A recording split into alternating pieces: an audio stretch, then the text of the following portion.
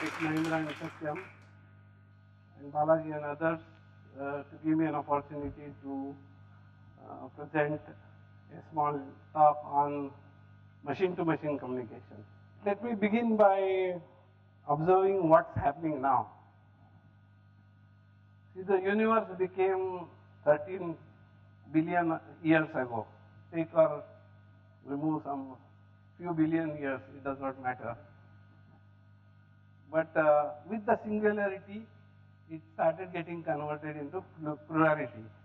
Multiple star systems, galaxies came. And now I think the reverse is also on.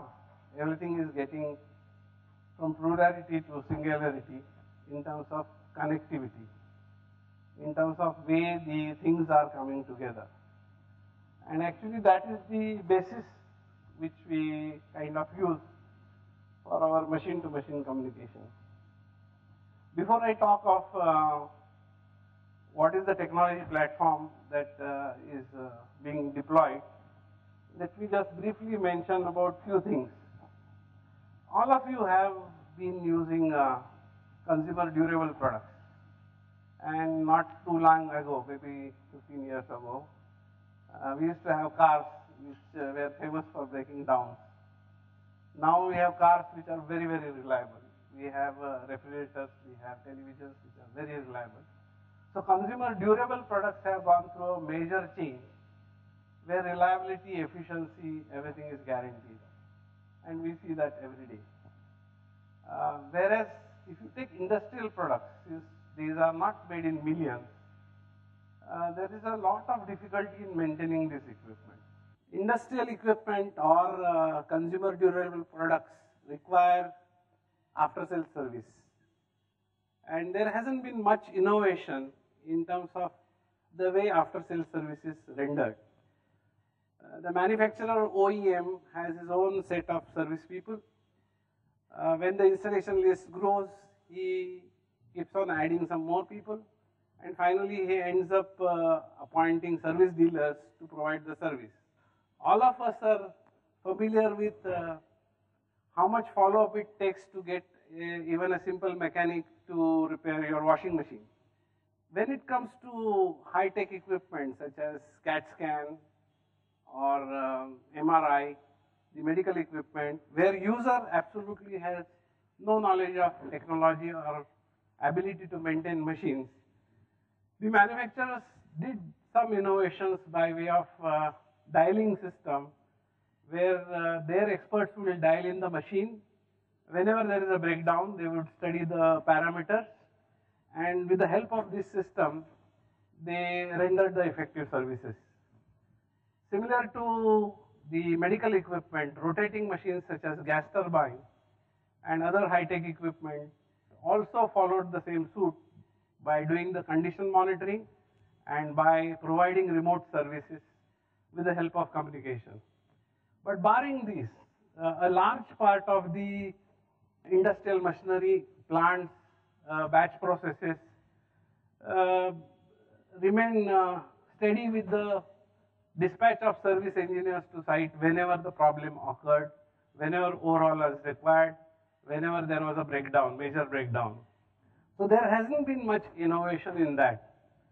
What I would like to share with you is a small innovation which I started looking at thanks to some of the things I came to know from companies like Enron, who put up data loggers on their pipelines, on their gas equipment, on their energy utilization equipment to study the demand side of the electricity.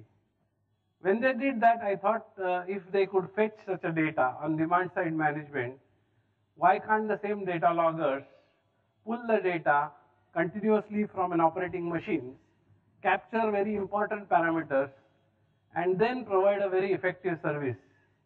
Because what is lacking in after-sales service is information to the manufacturer as to what has gone wrong or what is going wrong or what is likely to go wrong. So the function of data logger is to pull such a important parameters from the control system of the machine, say a PLC, or an embedded controller, or even in larger systems, DCS, or in a building management systems, where one can pull such a data. With the help of this data, you can analyze and find out what's going wrong, how to run the machine with higher efficiency, higher reliability, and make sure you get the best out of the equipment. Let's see what are the drivers for this change. As I said, that dispatching service people to the site, remote sites where machines are installed, is always a challenging task. Upkeep and training of this system and engineers is also a very difficult thing to manage. Service dealer over a period of time tends to become less effective. And therefore you want a system where, with data being obtained from the operations, if you could manage the services, after-sale services of the equipment, not only you are making sure that the equipment has lesser operational cost, higher efficiency and reliability, but also in today's context, you can save energy, you can manage precious resources like water, power, etc. Now the drivers for machine-to-machine based communication and management of operation of the industrial equipment or plants is really coming out of few drivers. First and foremost, communication systems have vastly improved. We have not only telephone lines, but we have cellular networks, we have broadband, we have LAN systems in the offices or factories, we have RFID, ZigBee, the newer technologies, and wireless sensors which can fetch and integrate and consolidate the data at the plant level. Second most important driver is the development of instrumentation and sensors. Today, fascinating array of instrumentation and sensors are available to pick up the data from the process and transmit these important parameters to a centralized system. Similar to sensors, whole lot of instrumentation and automation is taking place thanks to complexity in manufacturer and large volumes that are being churned out today. So that's another driver.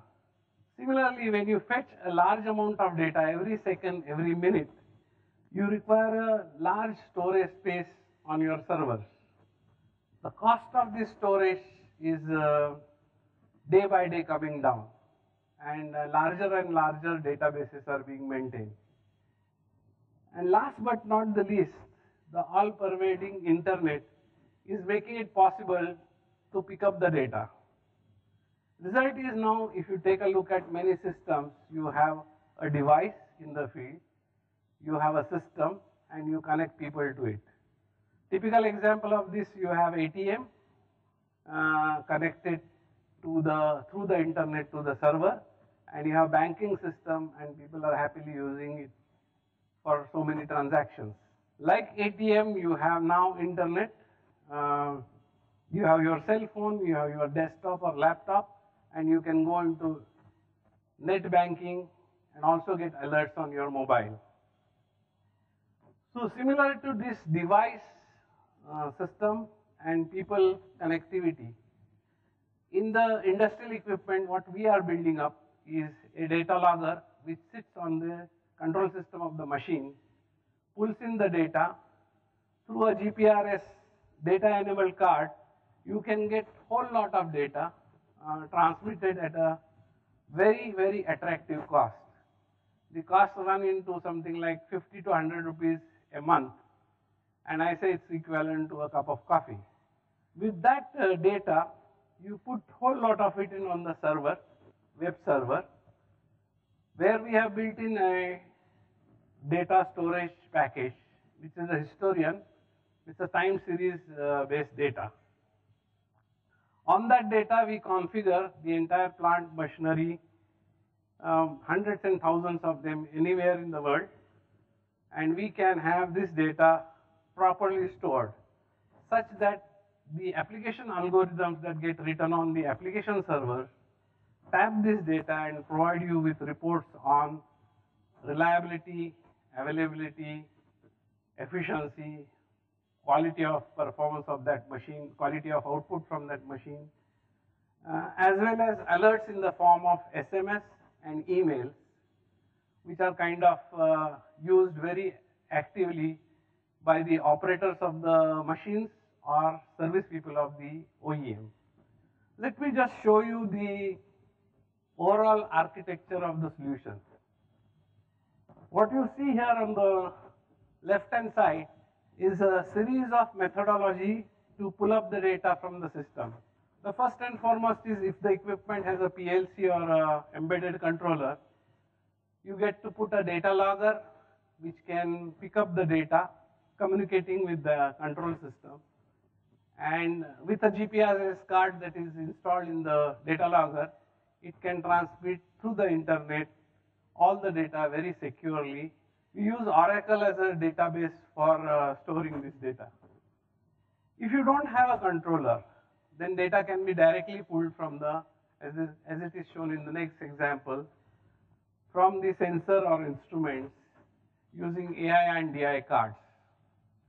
Similar to the data logger, if somebody has a DCS, then we can pull up data through a software called OPC software, and also pull up data from the building management system by the same methodology. Whenever data is not available in the control system or the sensor, such a data can be entered into database using your cell phone or using a web-based form. All this data then gets inserted into a database, and you have a separate server for application where all the algorithms for reports, alerts are written. For configuring the database, we have a configurator along with the database. And you can see raw data, or an engineer, a design engineer, a commissioning engineer can do his own analysis by taking the data to Excel sheet. Otherwise, the system produces reports, alerts, emails as needed. Most of these are customized for different kind of technologies. So this is an overall architecture. Let's look simply at the data logger. It's not more than a size of the cigarette box. And as you can see, it has a SD card for storing the data. A data of 1 month can be stored. There is a place for inserting the SIM card. You can communicate directly with the data logger through a LAN wire. That means you can configure the data logger remotely from any location. And such a data logger is used for pulling up the data. The data logger is standard. What needs to be customized is only the configuration of the data and the application and report building up, which is for specific technology.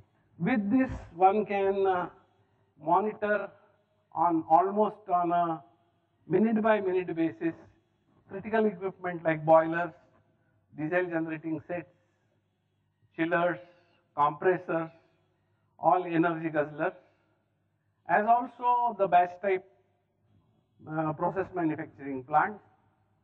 And currently the use is on the upswing for monitoring water, wastewater, water treatment plants, as well as air pollution equipment, and most important, the power.